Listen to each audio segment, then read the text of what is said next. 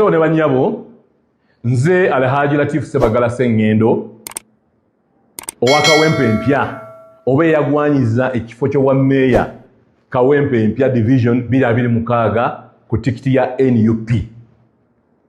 Ndi musajja wa NUP kasangwawo kayingo. Njala tusokwe mulugunya kwange eri abantu abo abefudde nti kakati be basalirawo NUP mu bifo ebyenjawulo. Njala okutusokwe mulugunya kwange nga kugenda eri Chairman Nyanzi. Chairman Nyanzi lwaki bagala kuwamba obuyinza obwakakiiko kafa aka Election Management Committee ng'otuuza abantu ab'enjawulo mu makaago. Bw'omala obatuuza abantu ab'enjawulo n'ogamba bano baveemu abantu abalala abeesimbyewo nga temubayise. Yo obuyinza obwo wabujjawa? Kubanga Chairman Nyanzi oli candidate mu Kawempe South ne kati olwaleero weefudde nti gwe oyagala okusayirawo bannakawempe division ku bakansala ki balina okulonda, ku bameeya ki balina okulonda, ku babaka paalamenti ki balina okulonda. Kakati olwedde oli candidate naawe ogenda mu kakiiko osunsulwe kubanga naawe olina b'ovuganya nabo. Naye lwaki oyagala kulosensi nti kati gwe osalirawo ekibiina? Obuyinza obwo wabujjawo obw'okutula mu makaago n'otandika okugamba nti bano baveemu nga totudde n'abo bennyini abeesimbyewo mu bifo ebyenjawulo. Twagala okulabula Chairman Nyanzi by'okola ne banno omulimu Mukulu Sserunjogi, Mukulu Ssemugomba nga mwenna basatu muli ba candidate.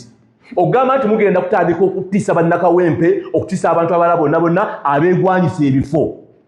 Nga mutandika okujjamu abantu nga temumaze na kukola nteekateeka yaffe emanyiddwa nga mu NUP. Tumanyi bulungi nnyo nti 40% eva ku kibiina okulaba biki eby'ekibiina ebyenjawulo by'okoze. Mwajjeewo obumanyirivu obwo ogamba nti kakati bano bakoledde ekibiina era bano betusunsuddemu. 60% ya ground mwajjeewo obuvunaanyizibwa obwo obugamba nti kakati ground eri ku 60% eri ku bano abantu be mwagala okutambula nabo. Lwaki mwagala okuteekawo embeera ey'abaana n'ebyana mu kibiina? Tetugenda kukkiriza bannakawempe okugamba nti mu abantu abavuganya abeesimbyewo ate mwe mwagala okusalirawo abalala nga mwagala okutambula n'abo be mwagala. Njagala okutegeeza wana Nyanzi oli candidate nawe olina busunsulwa mu mbeera zonna tugenda n'amaanyi g'abantu. Amaanyi g'abantu ekawempe kye gaba gagamba kyekibiina kyaffe kikola kigamba. Tetugenda kukkiriza n'omulundi n'ogumu bantu bagenda kutuula basatu batuule mu maka enkiiko z'okyusiza mu makaago mpitirivu obungi. Naye nga bangi nnyo abeesimbyewo abavuganya bifo ebyenjawulo temubayise. Mulondamu bulonzi abantu ab'enjawulo ne mutandika okugamba nti gundi vaawo. Olaba abantu batandise n'okwerangirira ku mikolo. Ne babeera ku mikolo ne bagamba nti bannange ffe batusunsudde era ffe tulina kaadi z'ekibiina nga mwayise mu mitendera ki? Tetugenda kukkiriza nkola eyo. Chairman Nyanzi ejjooga eryo lyoyagala okuleeta mu Kawempe tetugenda kulikkiriza. Tuli bamalirivu nnyo, tuli ba NUP naye tetugenda kukkiriza jjoogo lyoyagala okukola mu bannakawempe. I am very, very, very happy and I am the first person who is going to engage this committee and report a case of malice. Ndi musanyufu nnyo nti President aguddewo komiti eno. Mbadde nsirise ebbanga ddene nga propaganda nanyigiriza. Naye ndi musanyufu nnyo nti komiti neguddwawo era nze agenda okusooka okulopa omusango nga munnakibiina. Nkozesa rights zange okubeera mu kibiina, okuba mu bukulembeze bw'ekibiina, era sigendera ku propaganda. Kakati ngendera ku institution, ngendera ku magulu g'ekibiina kyaffe kwe gayimiridde nga tugendera ku democracy n'okuwulirizibwa. Nina kuwulirizibwa mulundi ogusooka mu kibiina. Mwebale nnyo, mwebalire ddala. Ndi musanyufu nnyo nti olunaku olwaleero ku nsonga ezibadde zitambula ku social media ne beekwasa abantu ne beekwasa Chairman Nyanzi ne beekwasa abantu bangi nnyo. President avuddeyo categorically n'akitereeza n'atugamba nti ensonga ezo ezitambula nti ate banzibye nti ate bakoze eki ate oli yagambye amale kwebaka nange abijjeewo atugambye tebiriiyo era gwe bw'oba weemulugunya jangu ne evidence yo ataddewo akakiiko akakulirwa omukyala Deputy President ava mu West Jolly Justin Kamushaba era kuliko ne Aisha Kabanda Honorable ey'Obutambala kuliko abantu bangi kuliko Dr. Kanabi bonna abo tubamanyi bantu bansa bagenda kuvaayo ba receiving byonna benezo complaints era discipline eberege etekebwawo ekibiina kyaffe mukimanyi kitambulira ku nkola eya empisa discipline so ebintu ebyo president abijeewo tebiriyo era abimenyeewo byonna badde abitambuza bikyamu bifu era genda mu kakiiko gwe wennyini gwe baweretera ebbaluwa totuma mpozi n'ekirala waliyo ensonga y'okuleeta kasente president akyogedde lwatu tokukutireeyo nti ate oyite mugundi ate okole kinedda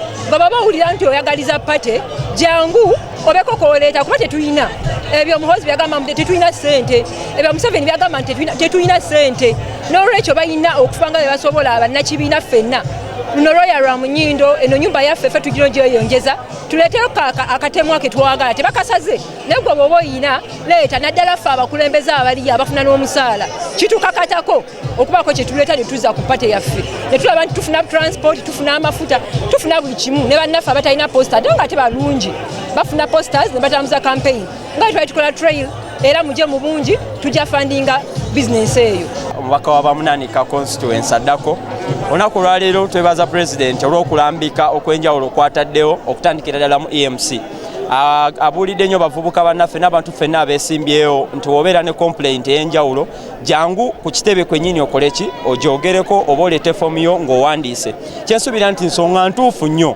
president alambike ku nsonga eno kubanga ebadde etambula kati ng'etambulira ddala ku social media platforms nga tulaba abantu abasinga obungi nga bateekawo embeera n'agamba nti waliwo obusobozi okuba nga abakulembeze ab'enjawulo bakikola oba nga waliwo abalala babateekako ki olukongoolo lw'enjawulo kyensuubira nti kiyinza okuba nga kituufu naye tusooke tukiteeke mu mateeka president nga bw'agambye tulabe nga buli kimu kigonjoolwa tewaliiwo wabeera mukka watabeera muliro kati kyensuubira nti kubadde kutuufu president kyakoze mu nsonga eyo kozi n'ekirala kye tuwuliddeko ng'ayogerako nga bulijjo president kuviira ddala mabega badde ayogera n'abavubuka kubanga atutegeerera ddala amanyi kibiki bye twagala naffe tumanyi kiki kye yandiyagadde era kye tusingira ddala okukola naye tubirabye ebintu eby'enjawulo mabegako twalaba ng'abavubuka bakozesebwa nga bambadde amasaati aga yero aga NRM nga bakuba abantu ab'enjawulo okubajjako obusawo n'ebintu ebirala n'abajjukiza nti bavubuka bannange mu bitundu byonna eby'eggwanga abasajja batukozesa bukozesa abasajja babakozesa bukozesa abasajja bano tebaba tewali yayinza kubaagala kusinga ye yava mu geto ezo yayimuka yakeera ku makya n'asalawo akyuse eggwanga ku lwaffe tubadde tubasaba tuyimirire naye tuve ebintu by'okwekabyakaabya ate okukola ki okuzza eggwanga lyaffe emabega wabula ensonga y'okulya olunaku olwaleero tusobole okulwanirira eggwanga lyaffe tulabe nga ate tusobola okulisindika ate ewasinga buli omu asobola okubeera nga ali bulungi.